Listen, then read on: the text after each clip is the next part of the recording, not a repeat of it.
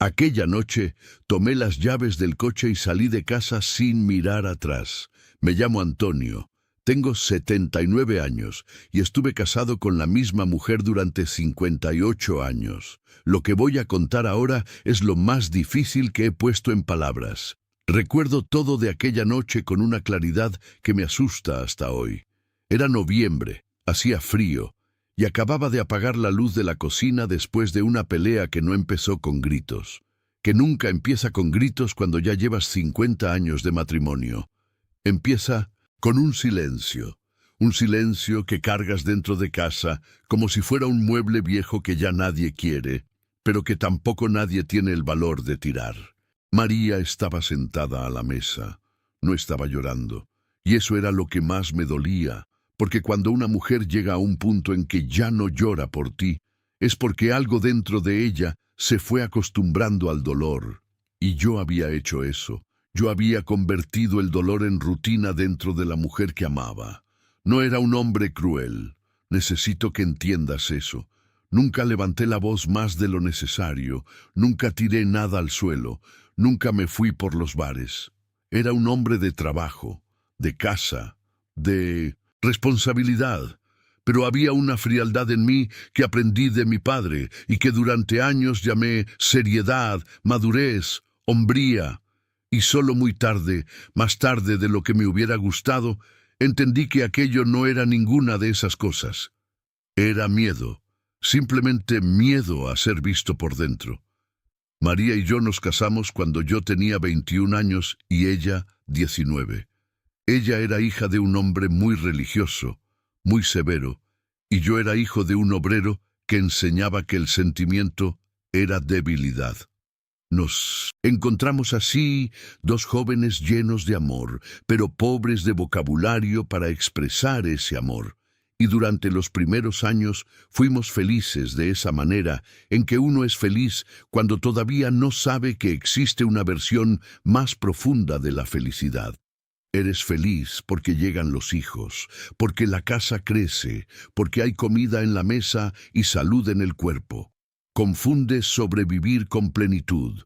Nuestros hijos fueron 3, Marcos, Denise y el pequeño Rodrigo, que se fue demasiado pronto, con apenas 6 años, por una fiebre que los médicos no pudieron controlar.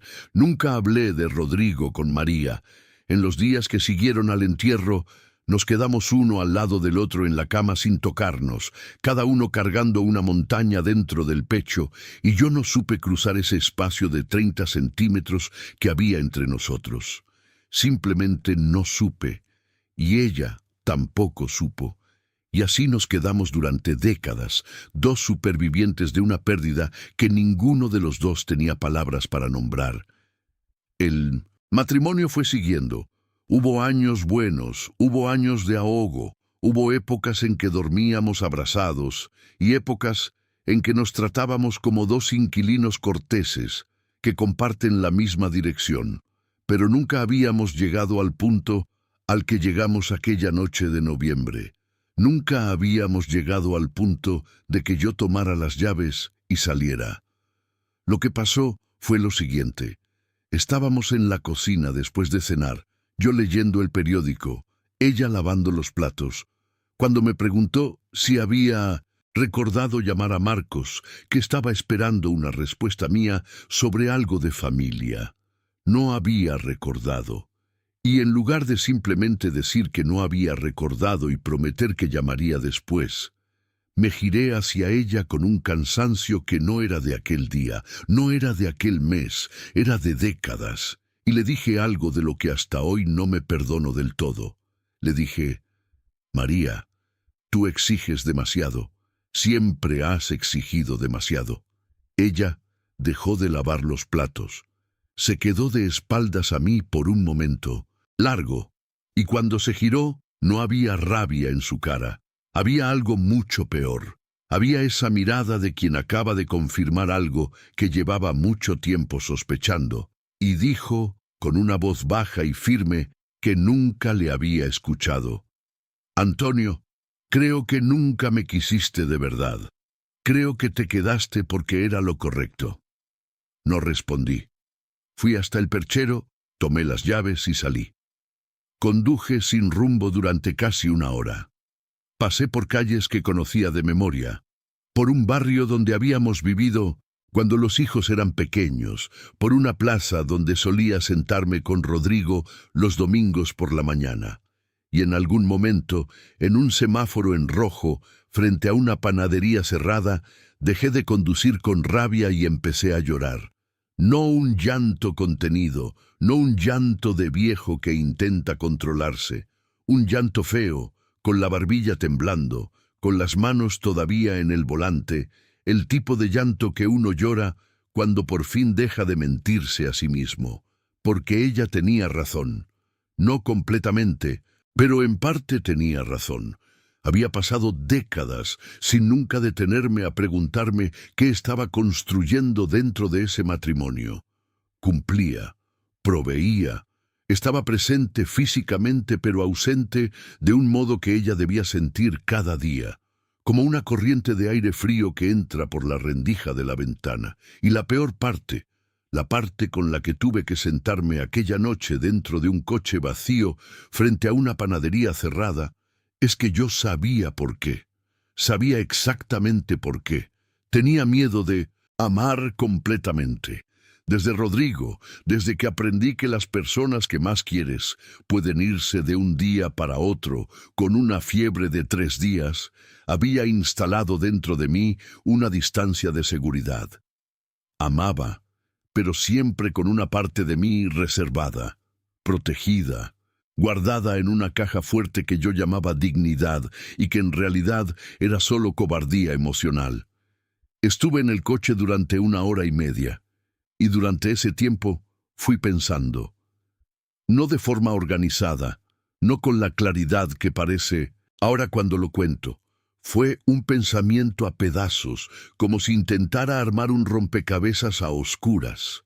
Fui pensando en los 58 años, en las mañanas de domingo cuando ella hacía pastel de maíz sin que yo lo pidiera porque sabía que era mi favorito. En la vez que estuve hospitalizado con una neumonía grave y ella durmió en una silla de plástico durante 6 noches seguidas sin quejarse ni una sola vez. En el modo en que se reía cuando estaba de verdad feliz, una risa que empezaba bajito y iba creciendo, una risa que los nietos imitaban sin saberlo. Fui pensando en todas las veces que ella intentó acercarse a mí y yo dejé que el periódico o el trabajo o cualquier otro escudo que tuviera en la mano sirviera de excusa.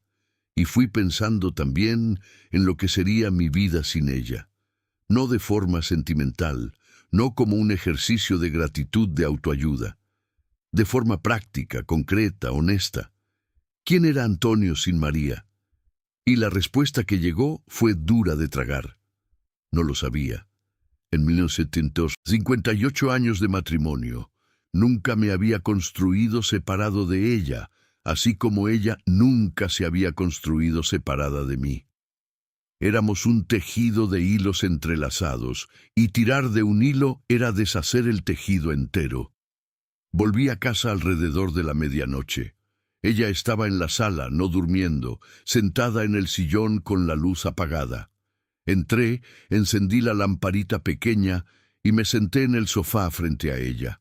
Nos quedamos así un tiempo sin hablar, como 2 personas que esperan a que pase la tormenta antes de salir de casa.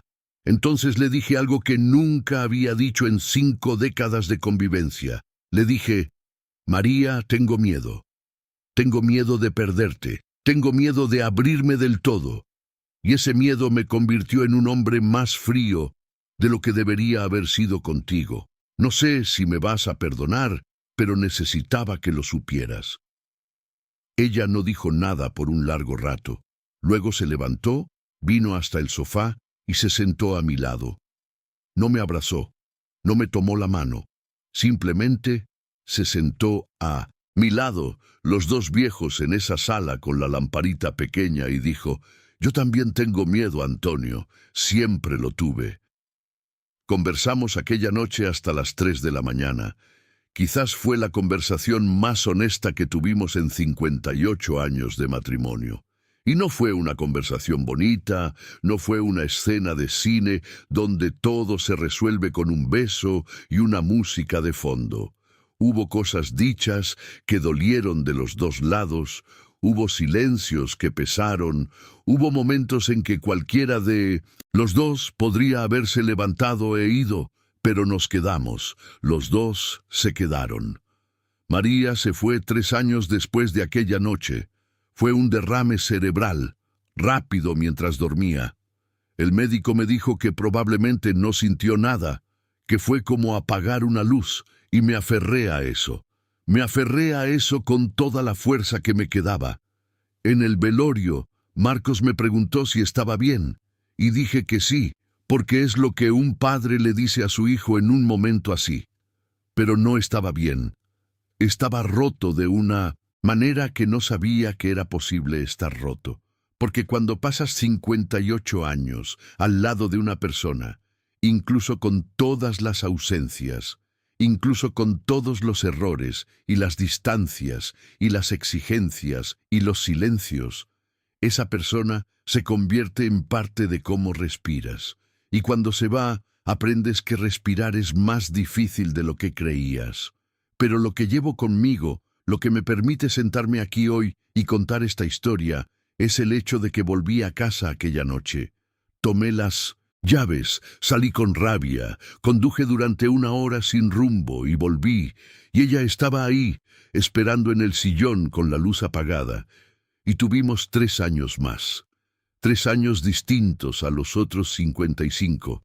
3 años en que nos hablamos de verdad, en que aprendí a cruzar ese espacio de 30 centímetros que había entre nosotros en la cama, en que hablamos de Rodrigo, por primera vez, después de décadas, y lloramos juntos, como debimos haber llorado décadas antes. Si hay algo que aprendí, y mira, que tuve 79 años para aprenderlo, es que el mayor desperdicio de una vida no es el dinero que no ganaste, no es el trabajo que no conseguiste, no es el lugar que no visitaste. El mayor desperdicio es la persona que está a tu lado esperando que cruces esos 30 centímetros y tú pasando los años, con las manos en el periódico o en el trabajo o en el volante de un coche parado frente a una panadería cerrada. No esperes una noche como la mía para entender eso, porque puedes tener la suerte que tuve yo de volver y encontrarla esperando en el sillón, pero no siempre el sillón está ocupado cuando vuelves, y es ese pensamiento el que me despierta a las 3 de la mañana todavía hoy, no con arrepentimiento, porque el arrepentimiento no le sirve ni a los muertos ni a los vivos, sino con una gratitud que no cabe dentro del pecho. Gratitud de haber vuelto, gratitud de que ella se quedara, gratitud de haber tenido 3 años más para aprender lo que debía haber aprendido mucho. Antes, su nombre era María. Tenía 76 años cuando se fue, y merecía un hombre más valiente del que yo fui durante mucho tiempo. Pero se quedó conmigo de todas formas, y eso dice más sobre quién era ella que cualquier cosa que yo pueda decir.